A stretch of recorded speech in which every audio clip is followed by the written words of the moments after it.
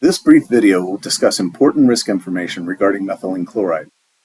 This hazardous chemical is found in many applications across UMD. We'll discuss what it is, the hazards associated with it, and what you can do to protect yourselves and each other. Methylene chloride is also known as dichloromethane. It is a colorless liquid with a sweet odor. It is used at UMD in lab operations as well as facilities work involving paint stripping, cleaning, and degreasing. The Environmental Protection Agency, or EPA, studies data associated with hazardous chemicals under the Toxic Substances Control Act, or TSCA, to determine whether a chemical substance presents an unreasonable risk of injury to potential users or to the surrounding environment. When it is determined that a chemical substance presents an unreasonable risk, regulations are developed or revised to reduce the risk to humans or the environment. As a result of EPA's risk evaluation and risk management, methylene chloride was determined to be an unreasonable risk to people who are exposed. Why is it an unreasonable risk?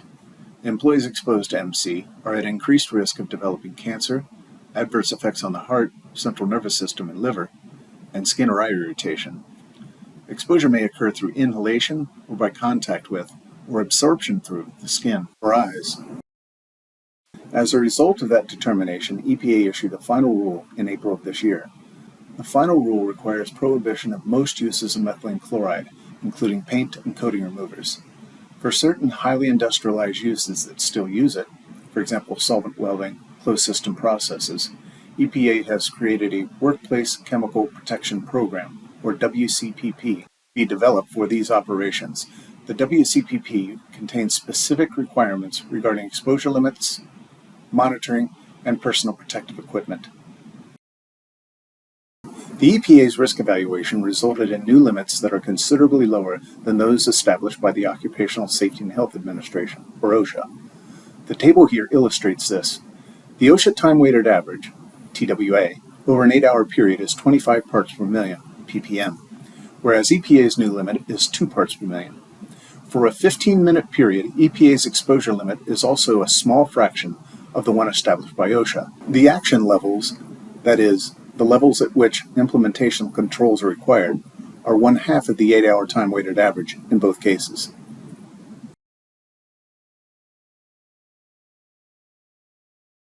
You recall from earlier training the hierarchy of controls, which include elimination, substitution, engineering controls, administrative controls, and PPE.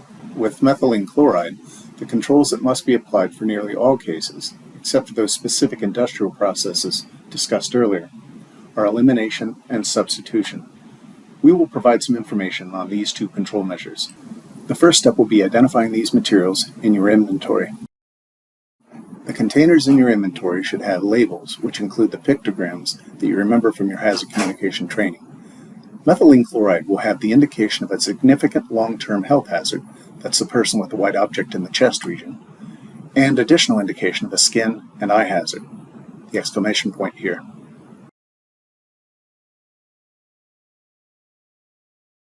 When you look at the safety data sheet, or SDS, that applies to this product, you will see the ingredients. This is found in section 3. In this case, you see methylene chloride as one of the components. This is an example of a product that would need to be discontinued. The following is a brief excerpt which provides a good example of guidance which may help to find effective alternatives for coating removal products. It is important that you seek alternatives for those products that contain methylene chloride. Here you can see a few examples of products that are often used for paint stripping and contain methylene chloride. Often these are stored in shops for this use.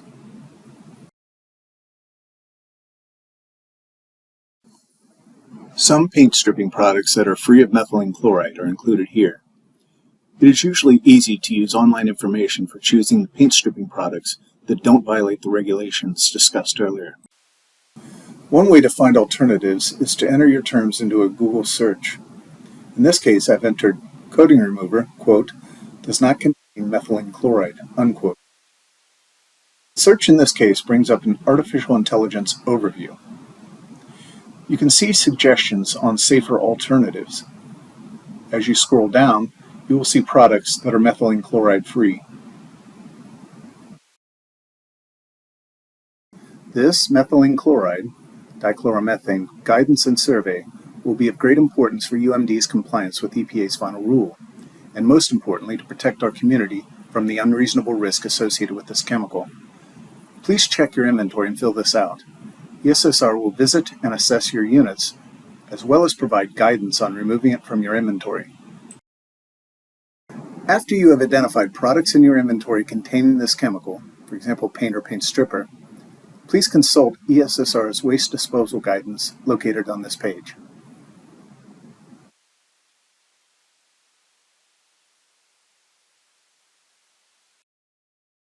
In the next section of this guidance and survey document, there is an approximate 7-minute video describing a fatality exposure incident involving methylene chloride and the lessons that may be learned from it.